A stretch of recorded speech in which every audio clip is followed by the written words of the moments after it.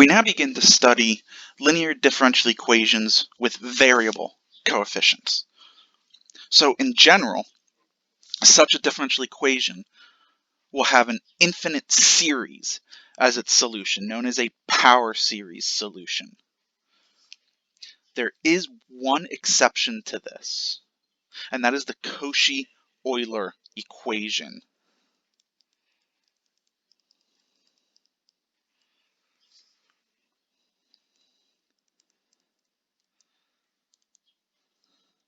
So a linear differential equation of the form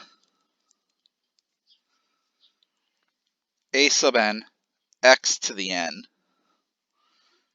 nth derivative of y, plus a sub n minus 1 x to the n minus 1, the n minus 1 derivative of y, plus so on and so forth, plus a sub 1 x y prime, plus a sub naught y equals g of x, where each of the ai is a constant. This is the Cauchy-Euler equation.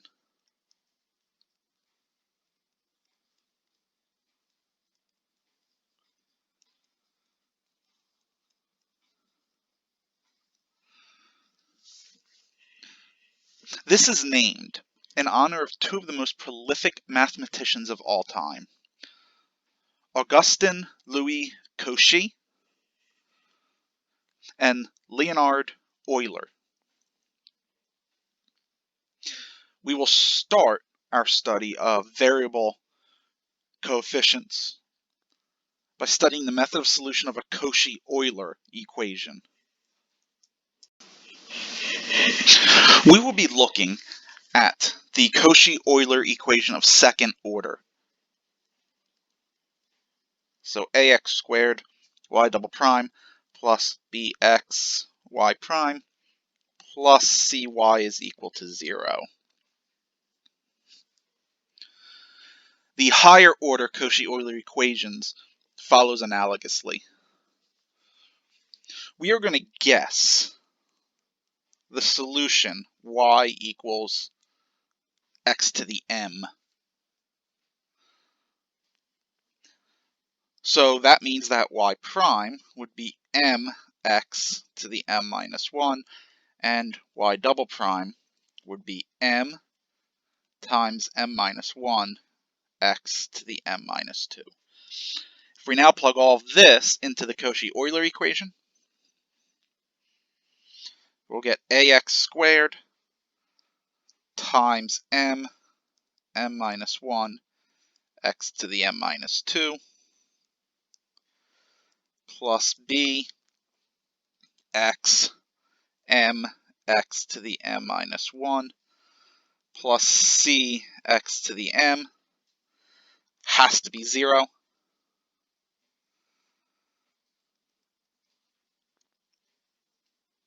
So we have a m times m minus 1 x to the m plus b m x to the m plus c x to the m would have to be 0. We can now factor out that x to the m.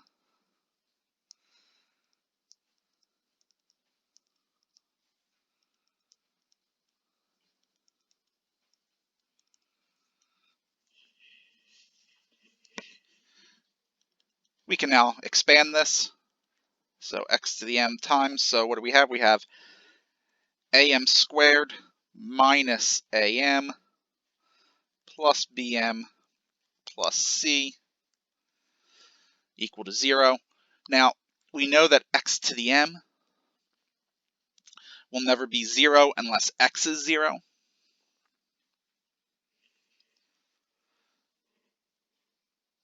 So this implies that am squared minus am plus bm plus c is 0.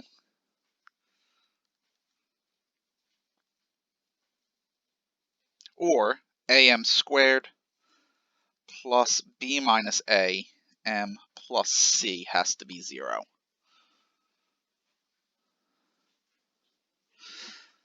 This is the auxiliary equation.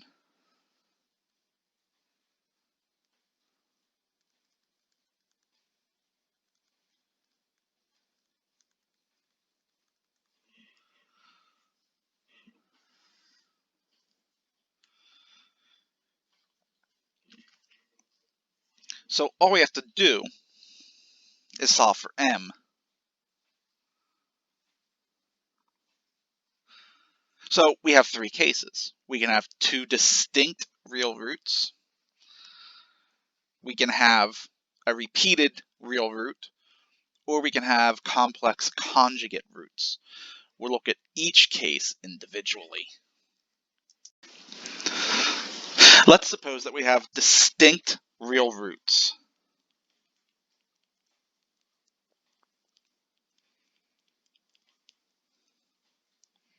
Call them m1 and m2.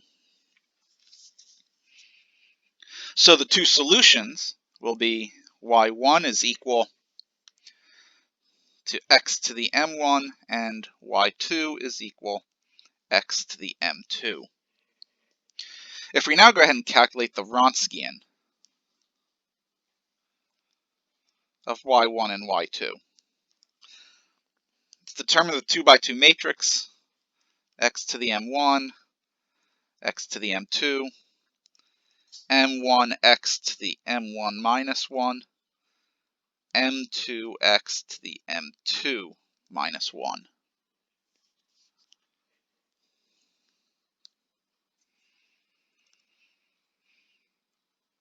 So we're going to get m2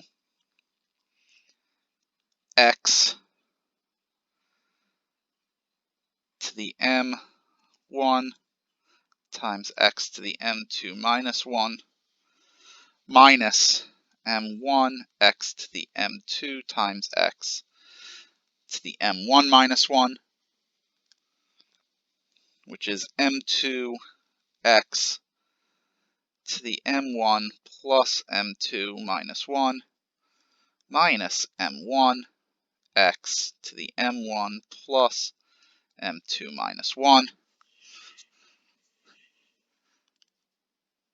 which equals x to the m1 plus m2 minus 1 times m2 minus m1. This does not equal 0 for any x that is not 0.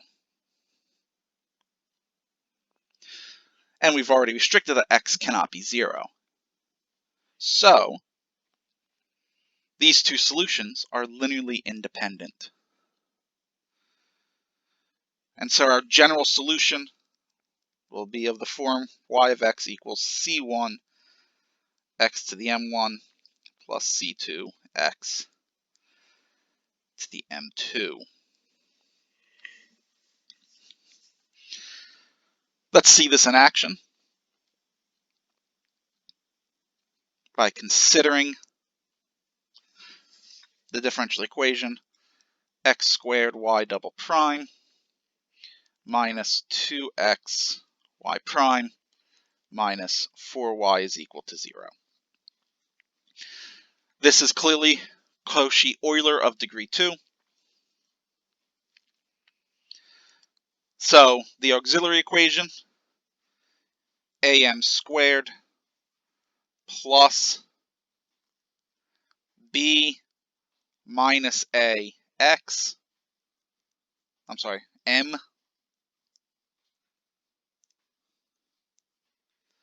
plus c is equal to 0. So the auxiliary equation would be m squared minus 3m minus 4 is equal to 0. This gives the solutions m1 equals -1 and m2 is equal to 4. So our solution, y of x, is c1 x to the minus 1 plus c2 x to the 4th. Or you could write it as c1 over x plus c2 x to the fourth.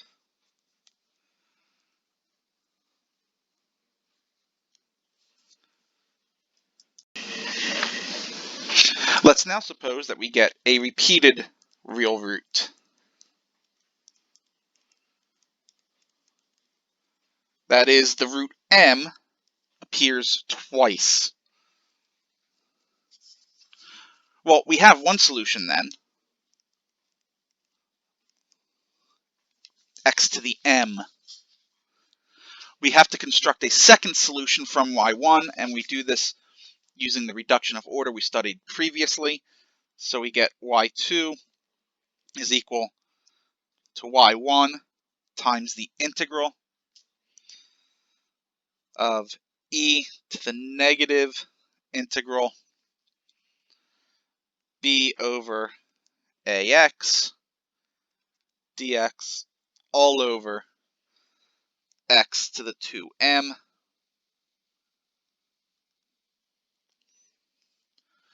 This will wind up being x to the m times the integral of e to the negative b over a log of x all over x to the 2m.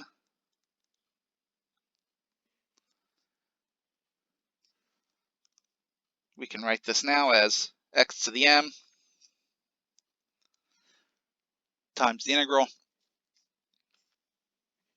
of x to the negative b over a times x to the negative 2m, which can be written as x to the m times the integral x to the negative b over a times x to the b minus a over a,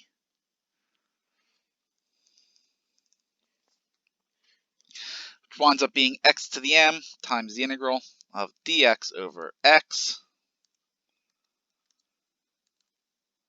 which is x to the m times log of x. So our general solution would have the form y of x equals c1 x to the m plus c2 x to the m times log of x.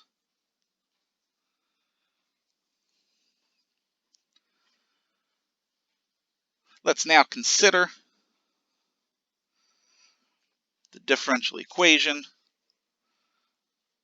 4x squared y double prime plus 8xy prime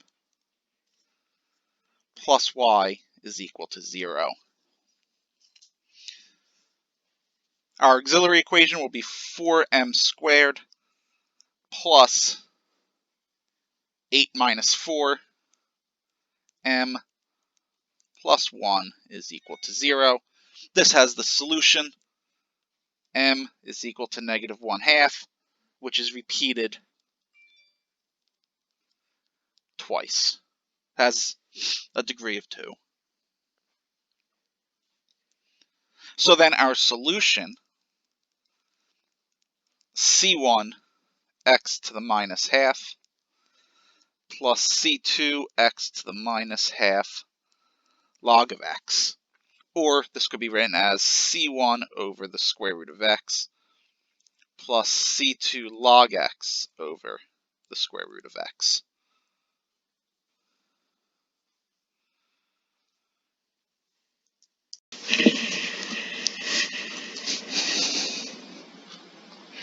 If we now have complex conjugate roots,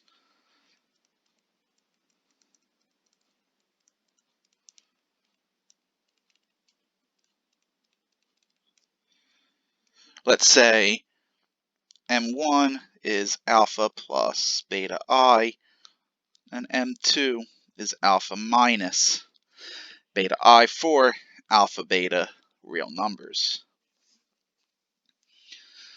Then we'll get the solution. Y of x is equal to c1 x to the alpha plus beta I plus c2 x to the alpha minus beta I.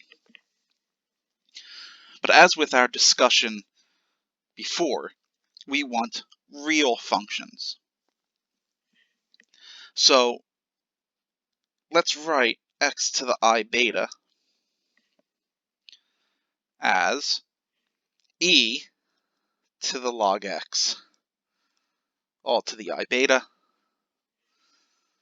which is e to the I beta log of x.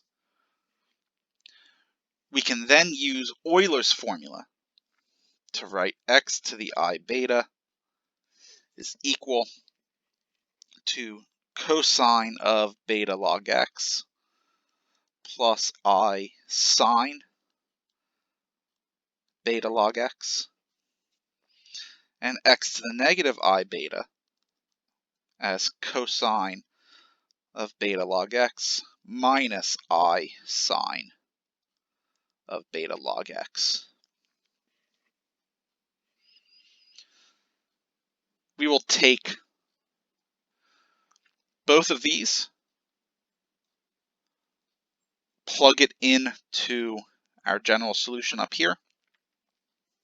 Using C1 and C2 both as 1, we get the solution y1 is 2x to the alpha times cosine of beta log x.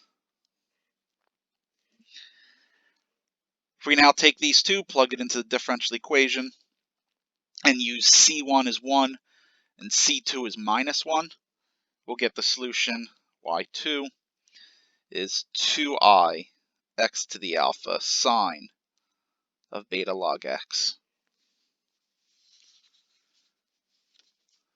So we have two solutions, x to the alpha cosine beta log x, x to the alpha sine beta log x.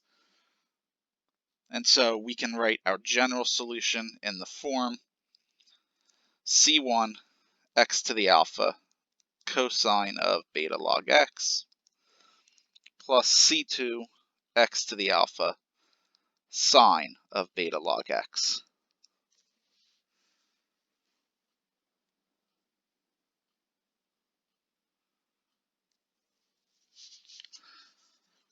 So let's look at the differential equation.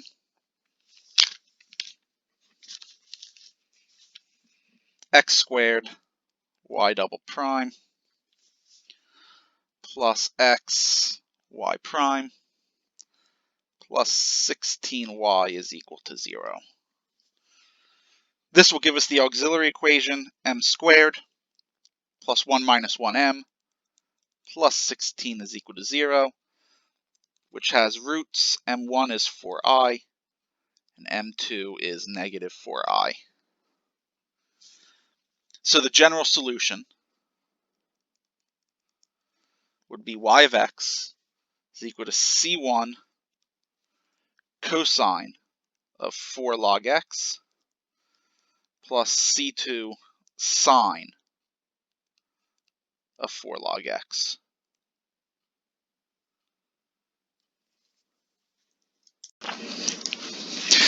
If we now wish to solve the Cauchy-Euler equation ax squared y double prime plus bx y prime plus cy is equal to some function g of x, we will use the method we just discussed to find our complementary function, y sub c. Then we have to use variation of parameters to find y sub p. We cannot use any other method but variation of parameters to find our particular solution. Then the general solution will be of the form y of x is equal to yc plus yp. And let's see this by considering the differential equation x squared y double prime minus 3x y prime plus 3y is equal to 2x to the 4th e to the x. So the first thing we have to do is find our complementary function. So we have to solve the homogeneous part. So x squared y double prime minus 3x y prime plus 3y is equal to 0. So our auxiliary equation, m squared plus negative 3 minus 1, so minus 4m, plus 3 is equal to 0.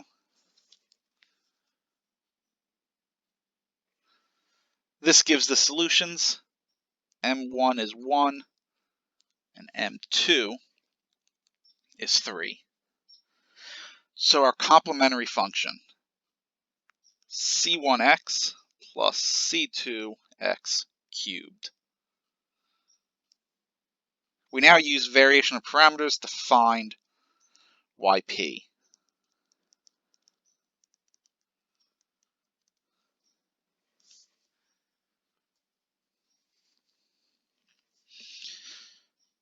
So the Wronskian W, we have determinant of x, x cubed, 1, 3x squared. So we'll get 3x cubed minus x cubed, which is 2x cubed. W1, remember we replace column 1 with 0 g of x, and then column 2 remains the same. So this will give us negative 2x to the 7th e to the x.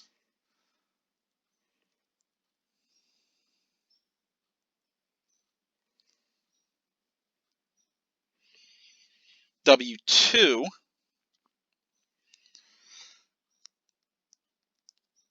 we keep the first column alone and replace the second column with 0 g of x.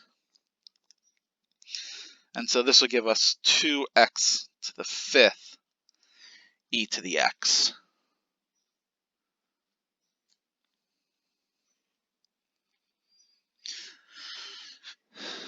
So u1 prime, remember, was w1 over w. So if we do that, we get negative x to the 4th e to the x.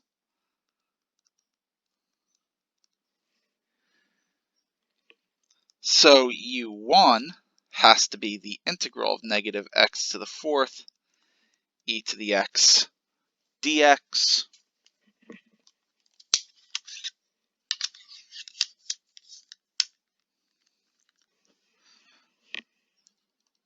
which is negative x to the 4th e to the x plus 4x cubed e to the x minus 12x squared e to the x plus 24x e to the x minus 24 e to the x. u2 prime is w2 over w, and so that gives us x squared e to the x. So u2 is the integral of x squared e to the x, which is x squared e to the x minus 2x e to the x plus 2e to the x.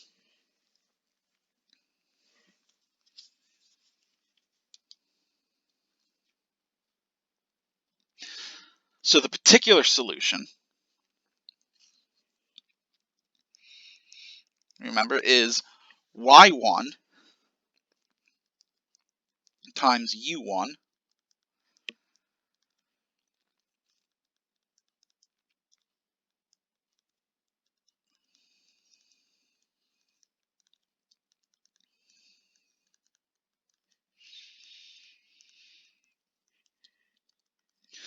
plus y2 times u2.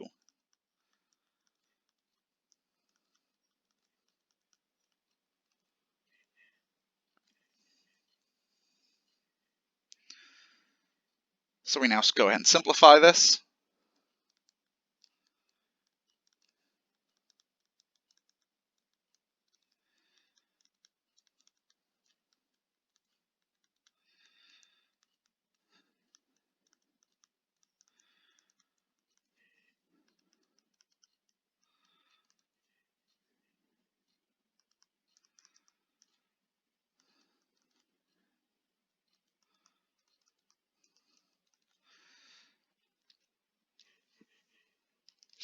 So the x to the fifth terms are going to drop out.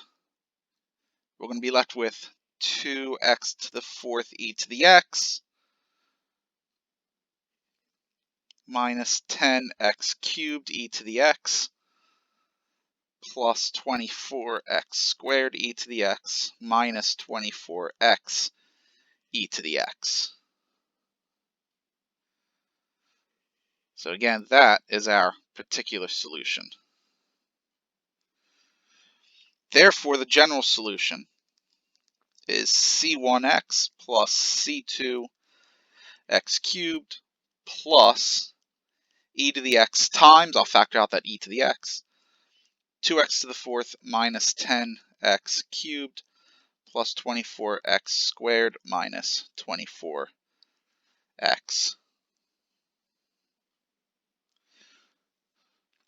So that concludes this lesson. I hope you've learned something, and we'll see you in the next one.